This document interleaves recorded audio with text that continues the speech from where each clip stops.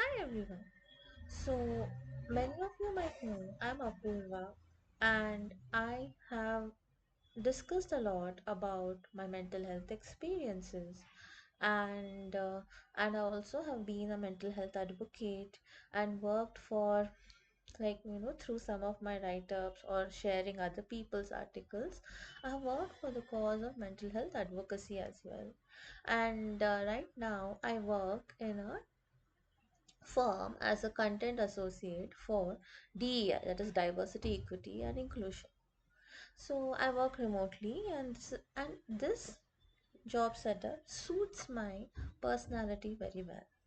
And coming to this, why do I say that this job setup suits my personality? It's because over time and over understanding myself and over connecting with people with other lived experiences, I have understood, and also with therapy, I have understood that I identify as I'm different and I identify as neurodivergent and I am autistic. Yes, I'm different. Many a times I have been called different and have struggled to fit into societal norms. But in a world that mainly only diagnoses children, and especially male children, as autistic, it is very difficult for girls to get diagnosed with autism, even if the traits are visible. Yes, even if the traits are visible, they are often missed, and it is no one's fault because the available literature and diagnostic tools for autism are primarily for children, and very little literature is available for adults.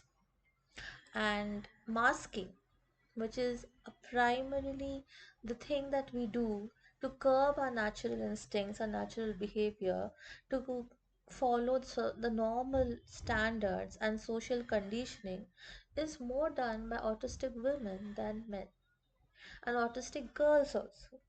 So, autistic girls and women carry out more socially acceptable behaviors than their male counterparts, according to many studies. So now let me share with you as to why do I identify as autistic. Right from a young age, I used to be uncomfortable in social gatherings. I used to dislike going to functions where I would struggle to enter a room full of people as I would be self-conscious.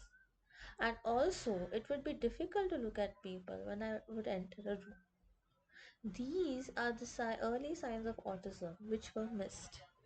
And it is not a fault of anyone, it was just missed, which is okay, and I have accepted it, but I wanted to share with you to spread awareness. When I was in my pre-nursery, I didn't go inside the classroom for one whole year and was very comfortable only playing with the Aya in school. This is also a typical autistic trait where a person is comfortable with only few people, and I was not comfortable with my peers. In the following year in lower kindergarten, I went inside the classroom but was close only to one teacher, and when she would not be there, I would cry. And I would also never like the idea of standing on the bench as punishment, even if it was given to the entire class. Sit down, don't cry, the other teachers would tell me when I started crying when others were punished. Also, I would like to add that the entire process in the morning of getting up, getting ready, and coming to school used to be a task. I remember my mother, who used to be working, and also my grandfather's brother, both of them, they used to help me get ready, and they used to find it a task to help me get ready because I used to not know how to tie shoelaces even for a very long time. Even now I am bad at it. And I used to not like the socks, which used to be very prickly, and I would say, and I would never wear sweater even in the cold weather. So, because I would say chuchate, that was my thing, but that was what I used to say. Later, when I was in UKG, I got an epileptic attack with high fever, and which is not known, but many autistic children also do get epileptic attack. It's a comorbidity, and so because of which I had to be on medication for a long time till high school, which also used to make me sleepy. And the gap in the school for the put me away from children, away from friends, because with whom I couldn't anyhow connect, and the connection became even more difficult because I had to miss school because of my uh, attack. And so that also was a challenge. But why am I sharing this? Because in school, my major thing was that I was mainly attached to the teacher. All my teachers, I was always a teacher's pet in school, that all the teachers just liked me. But I used to know the struggle mixing with friends a lot. And my mother was my biggest strength. I used to teach, how I used to learn was I used to teach my mother and learn myself. And I would always want my mother by my side, and I was very attached to her. Come to think of it, this is a kind of a fixation that I had towards her. Like, overly attachment is a sign of children on the spectrum, and which I realize now. And and my mother also taught me so many good things. She taught me how to mono act. So she taught me drama, and which I was started winning competitions. So, and she taught me to study. So academic strength and competitions became my this one. I used to be very performative. I used to love performing, but I would never be comfortable with friends. Once the bell would ring, I would automatically, immediately come, and I would not hang out with friends after class.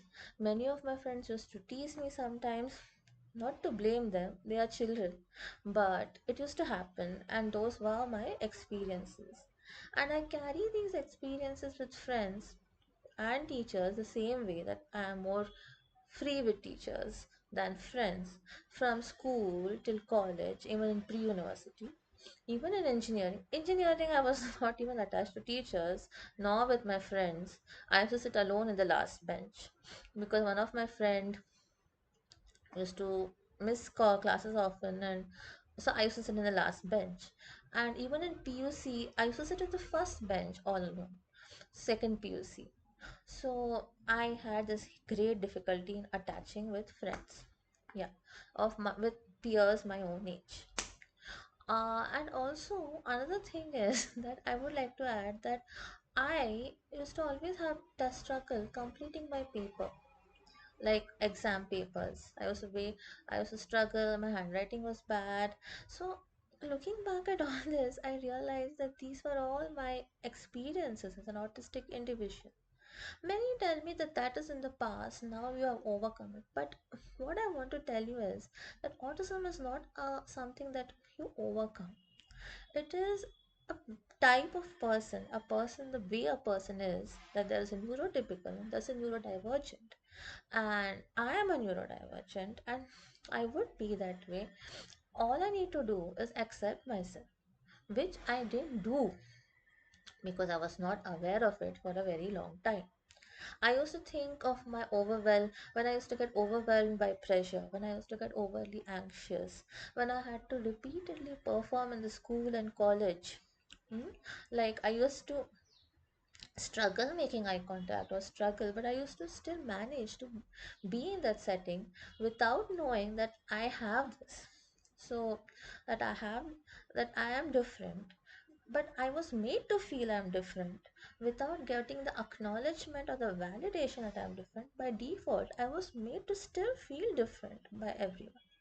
So that was like a double-edged sword. And so I did have some good friends in engineering, and I am still friends with them, like some of them, and I'm very happy about that. But I still struggled with it, the entire process. Yeah, and and one of the person I became more close with that person after the college got over. Like because she was there, and we used to connect and all that, and now she is in different country, but we still keep in touch. So that I used to have good close friend, one or something, and that also was very difficult to achieve. Over time in engineering I achieved it. In PUC it was not possible. In school, difficult. I have one friend from school, yeah, but even with her, it used to be difficult to express my emotions, right? So those were my challenges, and they still are. So that is the one thing. And in masters, it so happened that I still struggled with friends, and I had actually been under a lot of stress because I had cleared engineering and I had got campus placement, but I had not been called for the campus placement for a long time, and I blamed myself. And for 1 year, I was at home and I was comfortable being at home, and then again going back to college with facing people, I again got stressed and I had to mask again. And I used to be very anxious in college. During that time, my teachers again were my support system, and one particular teacher helped me with my anxiety, and with that person, I got more attached, more than necessary. So there is something called as autistic fixation, that people get fixated. I got fixated with this teacher, but it and later it bordered on obsessive compulsive behavior, but it was only looked at by people, my classmates and other teachers and him also, that it was from a romantic angle, that I have a crush because I have not encountered other boys in college and all that. So maybe that was there, but more so it was the fixation with the teacher, because whatever he used to teach, I used to listen very well. I used to get very good marks in a subject. I used to understand the concepts, and so whatever subject he taught, I used to like that. And even I the NET training which I got later to be a lecturer was learned from him, and that I was very obedient, that I was attached and fixated, which bordered on compulsion and obsessiveness, which was unhealthy. Yeah, very unhealthy, because I used to message more and all that. But later now, I think back, it is not to blame myself completely, but to understand that it was my autistic fixation and I needed help. In this process, when one particular time I got overwhelmed and I had a burnout, and a dream, like a particular dream I got in the night, and it overwhelmed me, and because of which I was extremely tensed in my college exam. I could hear conflicting voices during that autistic burnout of my teacher and my mother and friends.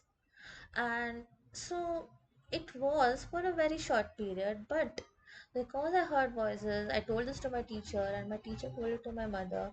So it so happened, and my grandmother had undiagnosed schizophrenia. It so happened that everyone just directed this to psychosis, but it was primarily an autistic burnout, which I was so overwhelmed.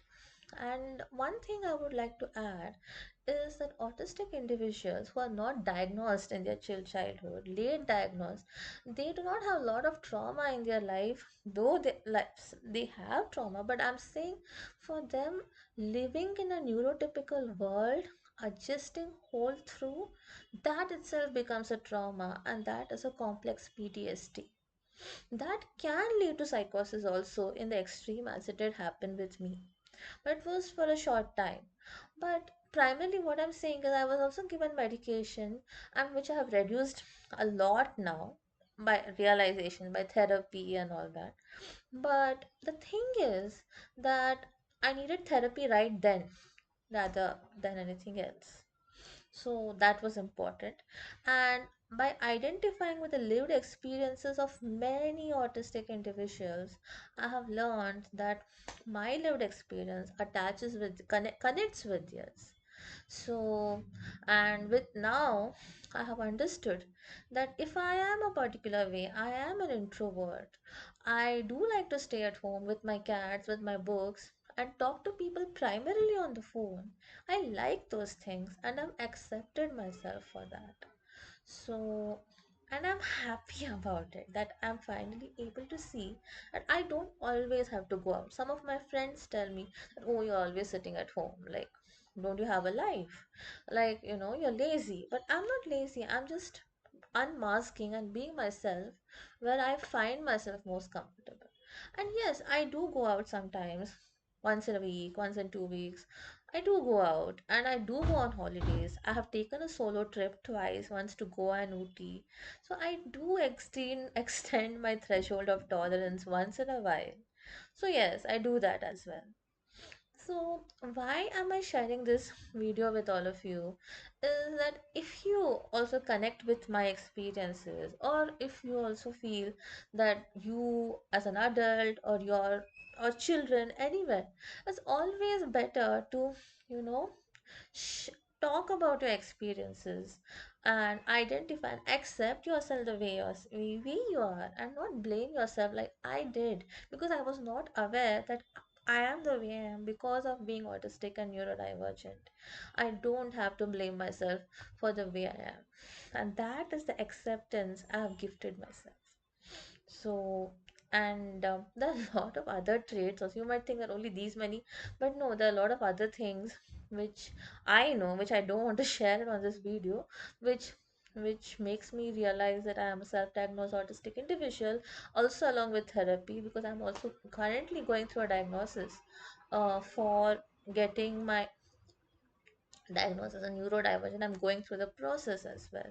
So yeah, I just wanted to make this video and share my experience with all of you, because I feel it's always good to share. It's no harm.